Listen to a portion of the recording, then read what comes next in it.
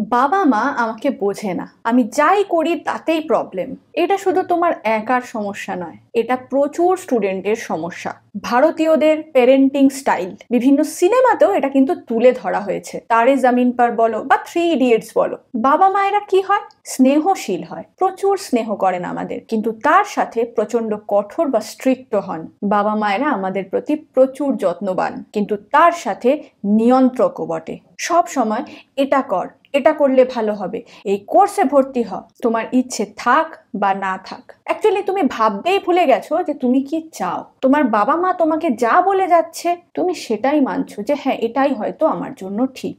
তুমি এক্ষুনি কমেন্ট বক্সে আমাকে বলবে না আমার বাবা মা এরকম নয়, তাহলে বলবো তুমি লাকি। সবাই কিন্তু তোমার মতন লাকি নয়। আর তোমাকেও বলবো ভিডিওটা শেষ অবধি দেখো, নিশ্চয়ই বুঝতে পারবে আমি কেন বলছি। আর এটা আমি বলছি না, এটা ডেটা বলছে। সার্ভে অনুযায়ী ভারতীয় বাবা মা বিশ্বের সব থেকে বেশি একাডেমিক্যালি ওরিয়েন্টেড।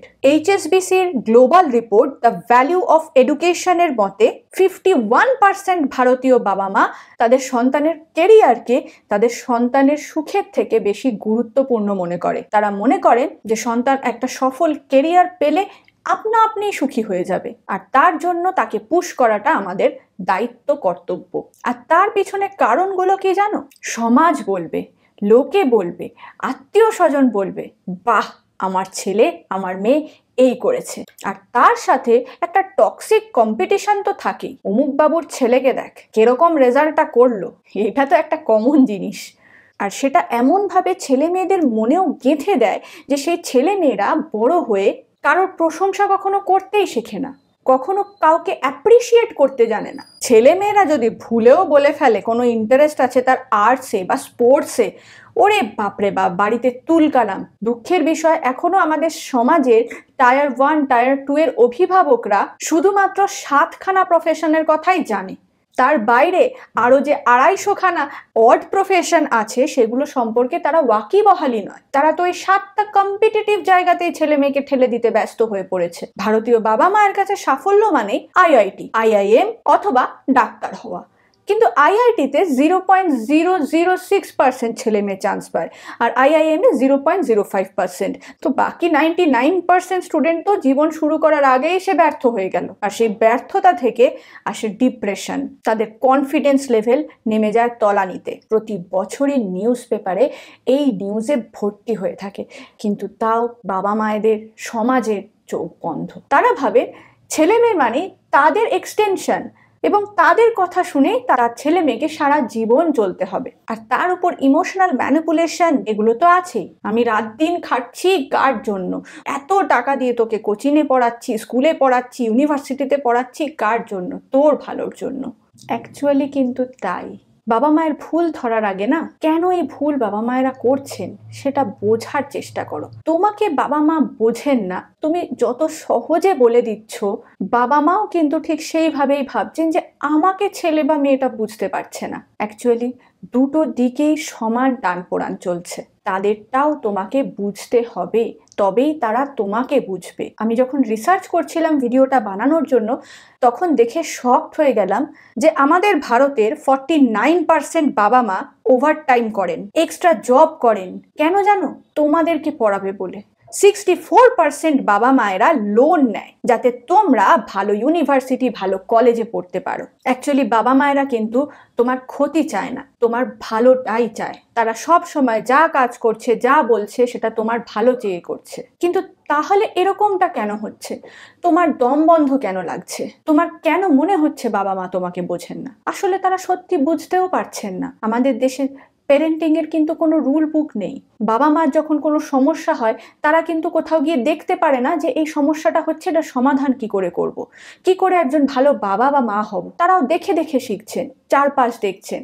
বিশেষত তারা আগের জেনারেশনে কি করেছিল, তার বাবা মা কি করেছিল সেটা দেখছে। এবার খুব ভালো করে যদি ভেবে দেখো, তোমার মা বাবার আগের জেনারেশন কত দুর্যোগ দেখেছেন জানো? মন্বন্তর থেকে শুরু করে বন্যা, টাকা থাকলেও চাল কিনতে না পারা, সমস্ত বিক্রি করে দিয়ে খাওয়ার জোটানো। আর তার আগের জেনারেশন তো যুদ্ধ দেখেছে। তো ওই জেনারেশনের মানুষজন এটা দেখেছেন যে এডুকেশন থাকলেই তবেই একটা হোয়াইট কলার জব পাওয়া যাচ্ছে, তাই তারা এডুকেশনের পিছনে ছুটছে।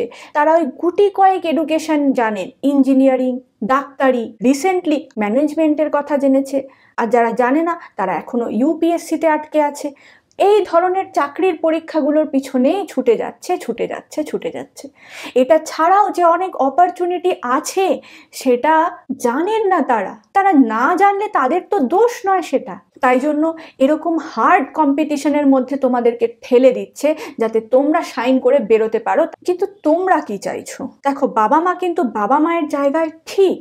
বাবা মা তোমার ফিউচার সিকিউর করতেই চাইছেন, কিন্তু তারা জানেন যেটুকু সেই গণ্ডির মধ্যেই তারা তোমাকে ঠেলতে চাইছে। কিন্তু তুমি যদি সেই গণ্ডিতে যেতে না চাও, তুমি নলেজ গ্যাদার করো, আর কি কি বিষয়ে আর কি কি প্রফেশন হয় সেটা জানো। তুমি কি হতে চাও সেটা দেখো, কিভাবে হতে চাও সেটা দেখো। কারণ আলটিমেটলি তুমি যদি বলো আমার বাড়ি বসে ঘুমাতে ভালো লাগে, আমার বাবা মা আমাকে বকছে, তাহলে তো সেটা কাজের কথা নয়। তোমাকেও তো কিছু করতে হবে। পৃথিবীতে সারভাইভ করতে গেলে তোমাদেরকেও তো লড়তে হবে, করতে হবে কিছু। সেটা কি করতে চাও? সেটা যদি আনকনভেনশনাল কিছু হয়, যেটা খুব নর্মাল নয়, যেটা বাবা মা এখনো জানেন না, কিন্তু আপকামিং ফিউচারে সেটার অনেক বেশি ডিমান্ড হতে চলেছে, তাহলে সেটা তোমাকে রিসার্চ করতে হবে।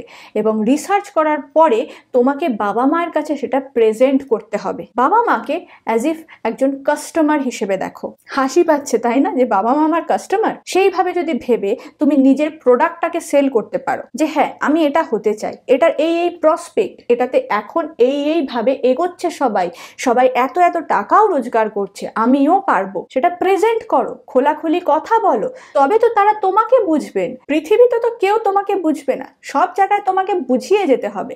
সেটা বাবা মায়ের ক্ষেত্রে থেকেই শুরু করো না, তাদেরকে বোঝানোটা মনে হয় সব থেকে সোজা। তাহলে সেই দিকে গাফিলতি না রেখে তাদেরকে বোঝানোর চেষ্টা করো, আর জীবনে কি করতে চাও, কি হতে চাও সেটা সম্পর্কে ক্লিয়ার আইডিয়া রাখো। নিজের পছন্দ না হলে তুমি যতই যাই করে নাও, তুমি আলটিমেটলি কিন্তু শাইন করতে পারবে না, ফেল হয়ে যাবে। আর আজকের যা কম্পিটিশনের যুগ, সেখানে শাইন করতে গেলে তোমাকে 10 জনের মধ্যে স্ট্যান্ড আউট হতে হলে তুমি যেটা করছো সেটাতে বেস্ট হতে হবে। ফর এক্সাম্পল, এনাকে নিশ্চয়ই তোমরা চেনো, অনেক মুভি দেখেছো। ইনি একজন আইআইটি ড্রপার। আইআইটি পরীক্ষা তো দিলেন, মেধা আছে, পাশ করে গেলেন, কিন্তু তারপরে আইআইটিতে ঢুকে তার আর ভালো লাগছে না, বারংবার ফেল।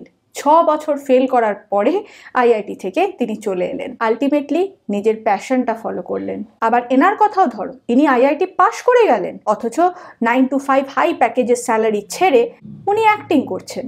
এবার আমি এনাদের কথা কেন বলছি? এনাদেরকে তুমি চেনো, জানো, দেখেছো তাই, কিন্তু এরকম নাম না জানা, মুখ না চেনা প্রচুর লোক আছে যারা কিন্তু এইভাবে ছিটকে বেরিয়ে নিজের প্যাশনটাকে ফলো করছে।